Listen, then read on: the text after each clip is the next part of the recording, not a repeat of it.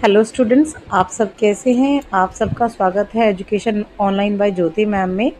आज हम एक नया टॉपिक लेकर आए हैं आपके सामने, जिसका नाम है अर्थव्यवस्था के क्षेत्रक, सेक्टर्स ऑफ इकोनॉमी। इसको पढ़ने से पहले हम ये समझते हैं कि अर्थव्यवस्था क्या होती है। देखो, अर्थ जो शब्द है ये अपने आप में आपको लगता है अर्थ मतलब मीनिंग। यहाँ पे इस अर्थ का मतलब मीनिंग नहीं है, इस अर्थ का मतलब है पैसा, यानी मनी। किसी भी अर्थव्यवस्था के अंदर ना पैसा जो है एक इम्पॉर्टेंट रोल प्ले करता है। अर्थव्यवस्था डिपेंड ही पैसे के ऊपर है। ये पैसों का सर्कुलेशन ही अर्थव्यवस्था है पूरी। ठीक है, यानी मनी सिस्टम जो है हमारा।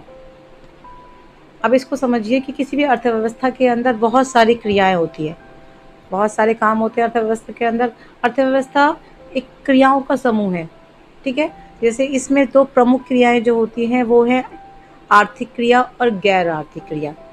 आर्थिक क्रियाएं जो जुड़ी हैं पैसों से, जो भी काम अर्थव्यवस्था के अंदर हो रहे हैं जिसमें पैसा इन्वॉल्व है, वो हमारी आर्थिक क्रियाएं आएंगी।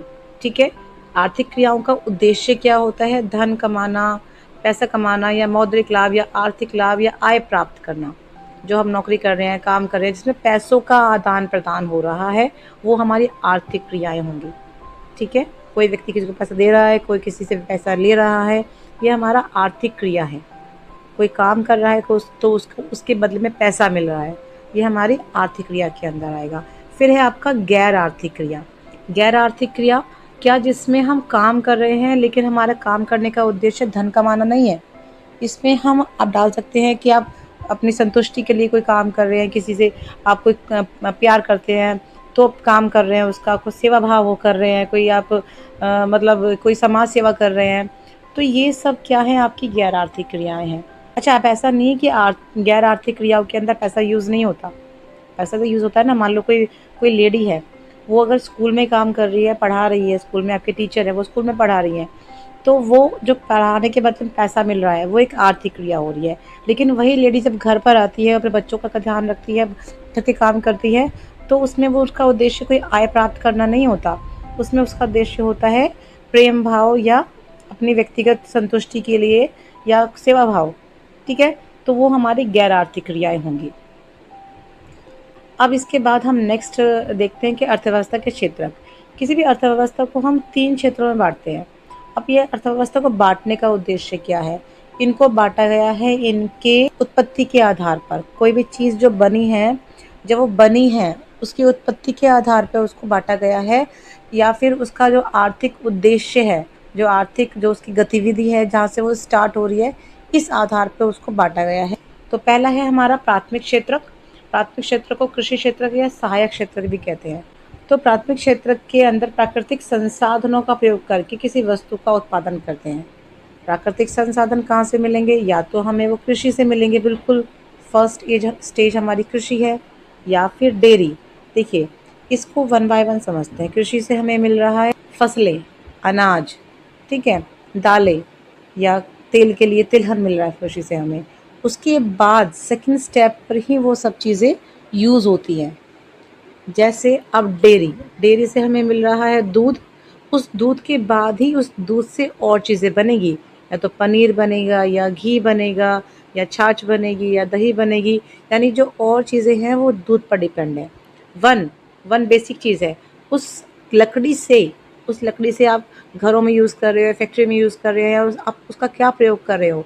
यानी प्राथमिक स्तर पर तो ये चीज़ें हैं, उसके बाद उसका प्रयोग कहाँ पर हो रहा है वो एक सेकंड सेक्टर के अंदर आएगा हमारा। फिर है मछली पालन। मछली पालन या इसके अंदर हम पशुपालन भी डाल सकते हैं। पशुपालन, देखो, कुछ पशुपालन होते हैं जो दूध के लिए होते हैं, और कुछ पशुपालन होते हैं जो मीट के लिए होते हैं, है ना, मीट उत्पादन के लिए होते हैं। तो अब उस मीट से क्या सेकेंडरी चीज़ बन रही है वो एक अलग बात है। तो प्राथमिक क्षेत्र के अंदर उन वस्तुओं को शामिल किया जाता है जो प्राकृतिक रूप से मिल रही हैं, जो फर्स्ट स्टेज पे मिल रही हैं हमको। ठीक है, अब इसमें बहुत इम्पोर्टेंट है खनन। खनन के अंदर जितने मिनरल हमको मिलते हैं, आप कहते थे लोहा, सोना, चांदी, अभ्रक, मैग्नीशियम, जितने हमें मिनरल मिल रहे हैं ज़मीन के अंदर, पेट्रोल, कोयला, तेल, गैसेस, ये सब भी हमारे प्राथमिक क्षेत्र के अंदर आते हैं। क्योंकि आप पेट्रोल का यूज़ आप किस चीज़ में कर रहे हो वो सेकेंडरी बात है, लेकिन खनन जो प्रक्रिया है, खनन प्रक्रिया क्या होती है? ज़मीन से मिनरल्स को निकालना। इस प्रोसेस को बोलते हैं माइनिंग।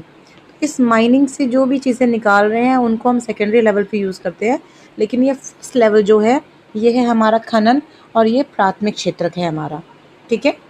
फिर नेक्स्ट हमारा आएगा द्वितीयक क्षेत्रक, जिसको हम सेकेंडरी सेक्टर भी बोलते हैं। सेकेंडरी मतलब जो सेकेंड लेवल पे आता है। इसमें कच्चे माल या प्राथमिक क्षेत्र का प्रयोग करके फिर फैक्ट्री के द्वारा, ये प्रोसेसिंग के द्वारा हम एक नई वस्तु का निर्माण करते हैं, विनिर्माण करते हैं। समझ गए? यानी जो हमें कृषि से, डेयरी से, वन से, इन सब से मिली हैं, उनका यूज़ करके हम विनिर्माण करते हैं, दोबारा किसी चीज़ को निर्मित करते हैं। जैसे हमने डेयरी से लिया दूध और उस दूध से हमने बनाया घी, लेकिन वो घी बनेगा कहाँ पर? खेतों में तो नहीं बनेगा वो घी बनेगा फैक्ट्रीज़ के अंदर, ठीक है। जैसे हमने वन से ली लकड़ी और उस लकड़ी से हम कुछ बना रहे हैं, कोई काम की चीज़ें, दीवारें, दरवाजे बना रहे हैं या डेस्क बना रहे हैं स्कूल के अंदर, तो वो भी हमें विनिर्माण कार्य कहाँ पर होगा? उद्योग के अंदर। इसलिए इसके औद्योगिक क्षेत्र भी बोलते हैं, ठीक है। या फिर खनन से हमने लोहा निकाला है या कुछ निकाला है ज़मीन के अंदर से, और उससे जब मशीनें बन रही हैं या औज़ार बन रहे हैं, वो भी विनिर्माण के अंदर आएगा हमारा, ठीक है। जैसे इसमें लिखा है कपड़ा बनाना, कपड़ा हमें कृषि से मिलेगा, कपास से, तो हम उसका निर्माण, कपड़े का निर्माण करेंगे कपास से या रेशम से। रेशम हमें कृषि के अंदर मिलेगा। इस प्रकार मिट्टी से हम ईंट का निर्माण करने, मिट्टी प्राकृतिक रूप से मिलती है, उससे हम ईंट का निर्माण करने हैं।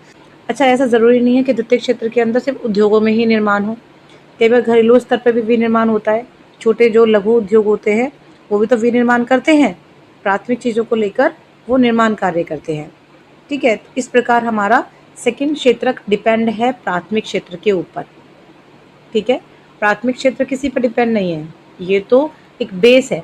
इन बेस को यूज़ करके हम सेकेंडरी सेक्टर तक पहुंचते हैं, और सेकेंडरी सेक्टर डिपेंडेंट है हमारा प्राइमरी सेक्टर के ऊपर।